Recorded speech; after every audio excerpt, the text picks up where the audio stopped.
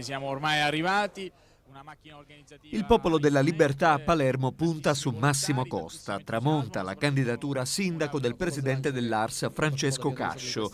Il partito di Angelino Alfano raccoglie l'appello rivoltogli dall'ex presidente del CONI regionale e che ha mandato su tutte le furie MPA e FLI.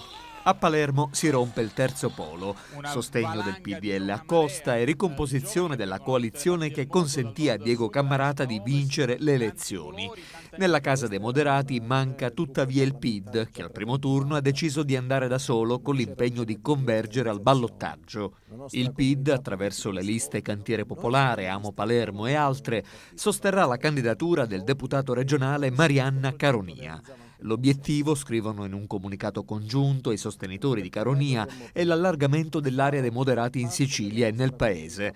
In un primo tempo a Palermo era stata concordata la celebrazione delle primarie di coalizione per l'indicazione del candidato sindaco, ma il repentino mutamento del quadro politico e l'accelerazione che ha portato alla rottura del terzo polo hanno suggerito di modificare il percorso. È giunto il momento di parlare finalmente di programmi, di azioni concrete per il rilancio di Palermo, afferma Marianna Caronia. Il parlamentare nazionale, leader di Grande Sud Gianfranco Miccichè, dopo l'adesione del PDL, spera ancora che tutte le forze del terzo polo convergano sulla candidatura di Massimo Costa per completare, ha scritto in una nota, quell'area dei moderati che rappresenta l'unica vera alternativa a questa sinistra.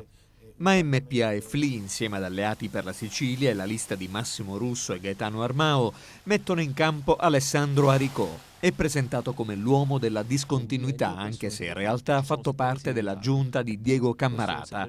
Sono stato assessore tra il 2007 e il 2008, afferma Aricò, e non è un segreto che mi sia spesso posto in contrapposizione, sia con la giunta che col sindaco. Il mio operato dimostra tra l'altro che in questa città si possa far bene. Ho lasciato il bilancio della GESIP in attivo di 4 milioni. Ora sapete tutti in che condizioni si trovi l'azienda.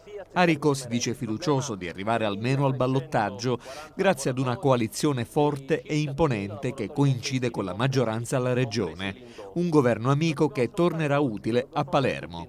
Apprezzamenti ad Aricò dal presidente della regione Raffaele Lombardo, che lo definisce persona seria, giovane, di grande esperienza e soprattutto leale. Il coordinatore regionale di Future Libertà Carmelo Briguglio rimarca il comportamento ritenuto scorretto di Massimo Costa ed auspica che i centristi e API possano convergere su Aricò. Cosa vorrebbe dire